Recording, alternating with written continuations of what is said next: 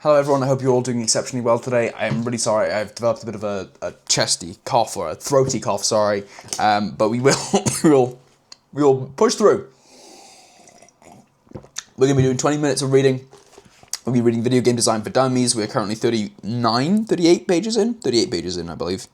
Yeah, 39 pages in. We're going to be reading for 20 minutes. This entire thing is inspired by Kai Cenat, so thank you to him. I know some of you aren't familiar with him. That's completely fine. I'm honestly not that familiar with him, but I am inspired by what he's been doing, and I think it's a really cool thing to do. So,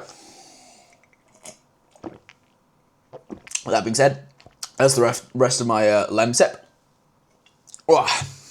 Let's get into this, shall we? So, today is the 21st of January. It is 9:52. We're going to set a 20-minute timer. So, there we go. In we go. So, when we left off yesterday, we were talking about razor statements. And then a few other things related to that. I'm just going to turn this down by a tick because it's a bit bright in my eyes. So, I want to go back over those really briefly. So, razor statements were these like single line things that define the essence of your games. They're supposed to be short. The design pillars were to break down the main ideas that shape the player experience. The experience storyboards were to map out the player experience from start to finish, so you can visualize key moments, player progression, and emotional beats. The style guide was to define the look and feel of your games. This was something that conveyed things like the visuals, tone, and overall aesthetics. Mood boards were to collect images, colors, and references that capture the vibe of your game. Personas were profiles of your target players, so what are their interests, their motivations, and their play styles. Prototypes are the quick builds that you rough together to get kind of a grip of the core mechanics or systems, so that you can test out things that fail early, all that kind of stuff. Core gameplay charts were to map out the main loop of actions players will repeat, and then interaction diagrams were used to visualize how different systems interact with each other. So to see, okay, well, here's the loot system, and here's the combat system, and how do they, what things bring them together, so to speak. So we'll continue from there. Establishing design pillars. Design pillars are a set of statements that outline the core values of your game. These can be defined for anything you create, like a game or even a company. I've found it useful to establish these for efforts like a company, so that when you start making more than just one game, you can keep aligned. Sorry, I can feel like I really need to cough. Really sorry, this might be quite difficult for me today. I've found it useful to establish these for efforts like a company, so that when you start making more than just one game, you can keep aligned on what the core of what you want all your games to be. The core of what you want all your games to be. Okay. Like a game or even a company. Found it useful to establish these for efforts like a company. Okay. I don't feel like that reads really good, but I found it useful to establish these for efforts like a company. Interesting way of saying that, I suppose. Just going to turn off my heater. Okay. For me and my partner's company, we established these pillars to set the tone for our slate of games. Yeah, it's weird, so weird. So when you start making more than just one game, you keep aligned with what the core values are for all, what the core value of what you want all your games to be. Keep aligned on the core of what you want all your games to be. Making more than just one game, you can keep aligned on the core of what you want all your games to be. Strange way of wording that. Anyway, it's to create beautiful world stories and characters, to build fair games and always respect our players, to bring more fun into the world. It was important to me to establish these early on in our partnership because we planned on creating 3 or so games in the year, and I wanted all members on the team to be aligned on what types of games we were making. This allowed us to brainstorm ideas for new games and prioritize the ideas that fit our pillars and cut the rest.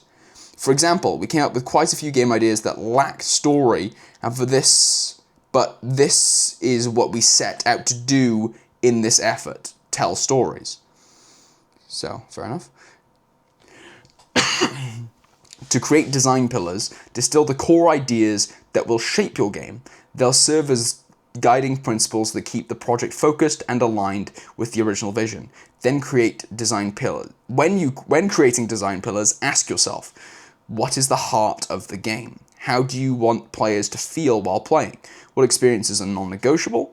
Design pillars should be framed around the player's experience, not just mechanics. For example, do unpredictable enemies that challenge the player's strategy every time. Don't advanced enemy AI. Okay.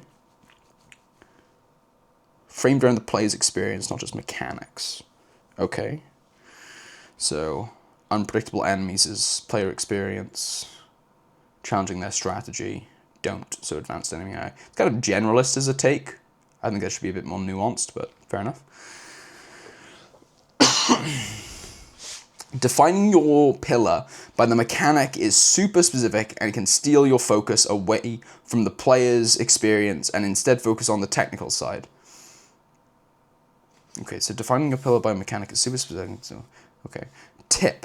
Too many pillars dilute focus. Aim for 3 to 5 pillars that clearly capture the essence of your game. Each one should touch on a different aspect, like gameplay, narrative, or art direction. As development progresses, revisit your pillars. If a new feature doesn't align with the pillars, but you feel strongly that it should go into the game, reconsider whether that feature fits the game's direction. Let the pillars evolve and don't be too rigid when you're still in the planning and pre-production phases. Okay, I think that 5 is like a good number if you have very different things what each thing means. Like, for example, to create beautiful world stories and characters, build fair games, always respect our players, bring more fun into the world. Those are 3 very general pillars. I feel like if you were to go and do a pillar for the story, and then a pillar for the world, or like the setting, and then a pillar for like the language of the game, or like the history of the game, maybe something of that nature. So that would already be 3 pillars, and then you could go the experience of the game, and then what you're looking to give to players specifically. Like, those could all be different things, but I do like the generalist takes. It makes things feel like, does this evoke, does this evoke feelings that we are bringing fun to the world? Do these mechanics, do these systems bring more fun to the world? Are these mechanics and systems contributing towards a beautiful world or story or characters? I think that's a really, really nice thing to frame with, definitely. And I can see why a broader framework would be good for that. Aligning a team's vision. Aligning everyone on a team means aligning everyone on a team. Sorry, I don't pronounce things all the time. That's my bad. Aligning everyone on a team means that everyone understands how the long-term goals of development and aligning everyone on a team means that everyone understands the long-term goals of development and is on the same page about how to get there. Even the best ideas can fall apart if the team isn't working together toward a shared goal. Every department, design, art, narrative, and programming, needs to move in the same direction. If your team is just you and a couple of friends, the same holds true. Your challenge here is communication. You just start with a clear foundation. This is where your design pillars and razor statement become truly useful. These should be easy to understand and referenced often. Hold a kick-off meeting to present the vision and allow space for questions and feedback. The best way to communicate this stuff is to use visuals and prototypes. Words can only go so far. Use mood boards, concept art, and prototypes to show what the game should feel like. That seems very important. A simple visual can help eliminate misunderstandings and spark new ideas. Document the ideas. Create a game design document, GDD, that outlines the game's key pillars, target audience, experience goals, and tone. Check in with your team. Aligning everyone isn't a one and done thing. Schedule regular sync meetings to check progress and ensure new features or ideas still fit the original intent.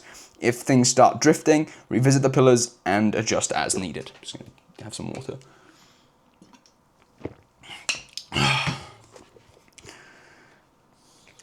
Let people take ownership of the vision of the vision in their areas.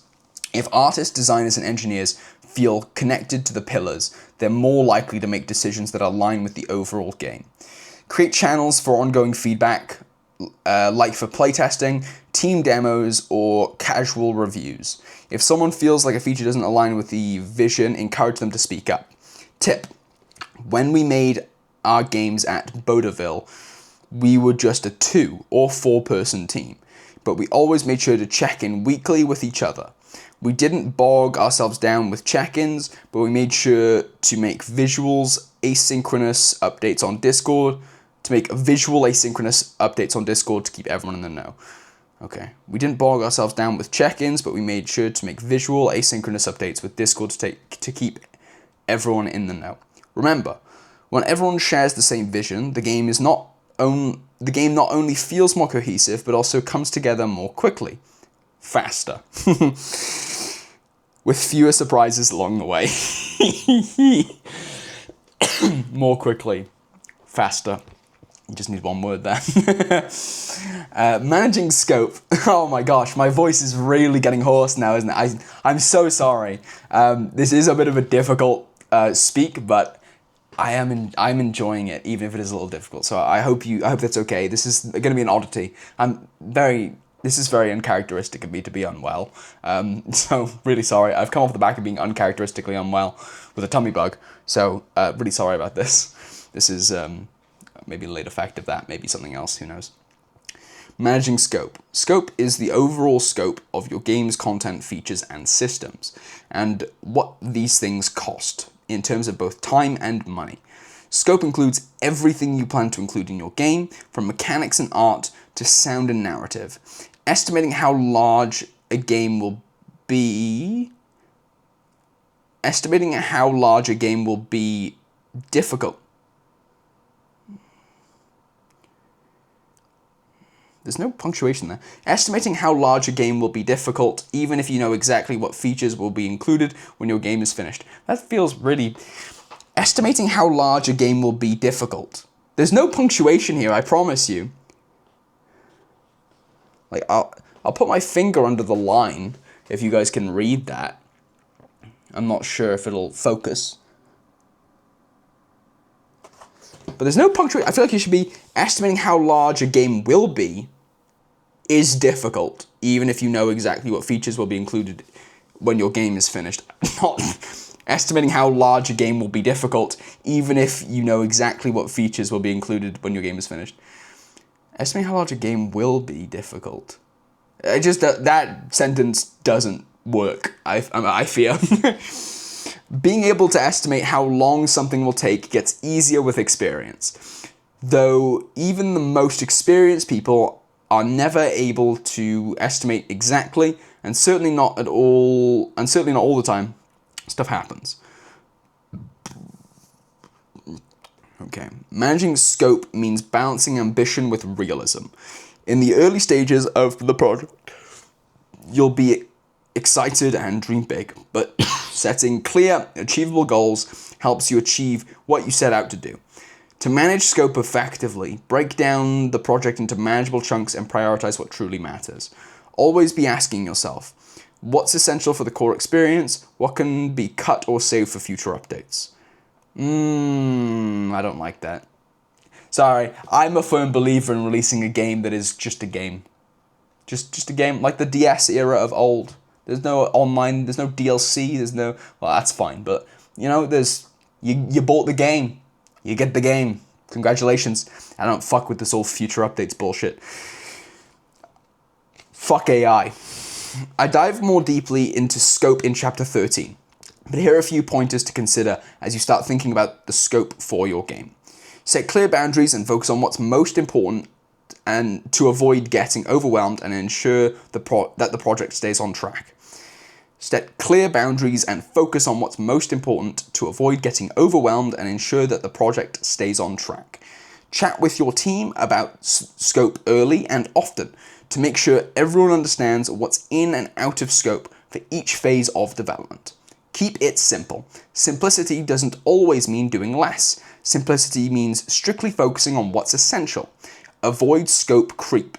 Scope creep is where the project starts growing beyond its original boundaries, usually due to adding new features, ideas, or requests that weren't in the initial plan. To avoid scope creep, do the following. Set clear milestones and have a well-defined vision using the tools I mentioned. See aligning a team's vision earlier in this chapter. In the chapter, not this chapter. Aligning a team vision. Okay, that's just on the previous page. Use a prioritization system to list and rank all features and determine what each value brings to the game and its impact on the timeline. Cool. Wow, chapter 3 is pretty light. We're almost at chapter 4. Conduct regular check-ins with the team to make sure everyone is doing their part to hold scope. Just because we can doesn't mean we should mindset will help resist the temptation to overcomplicate the project. Keep the phrase trim the fat or something similar in mind. It's a good reminder to keep focused on the core of the game.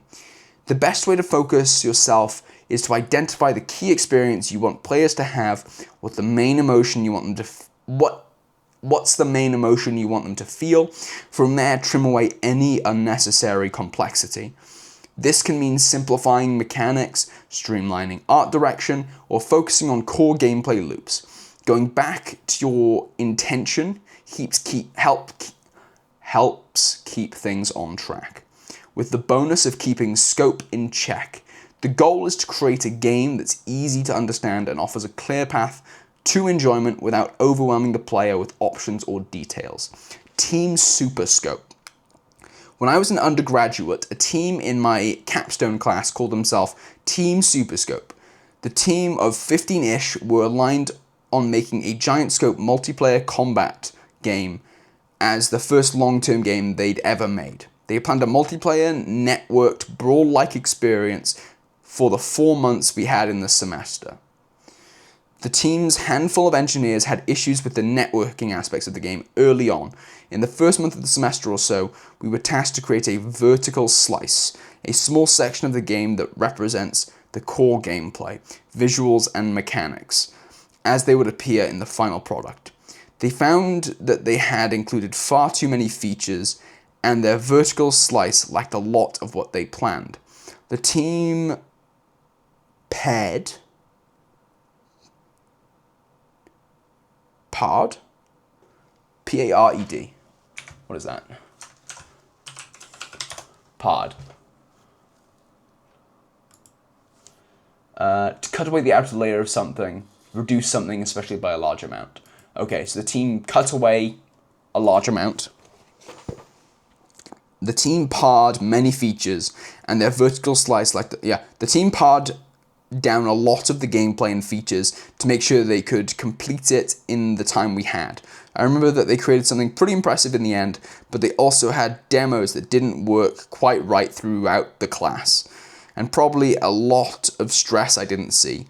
To meet their deadlines and a workable demo, the team had to make big sacrifices. If something isn't core to the experience, doesn't drive the project forward, or maybe even doesn't make the cut for a deadline, be prepared to let it go. I suppose that's an interesting point around deadlines as a whole. I'm a firm believer that if you have a scope, you should explore it, especially if it can add to your experience or you want it to be part of your experience.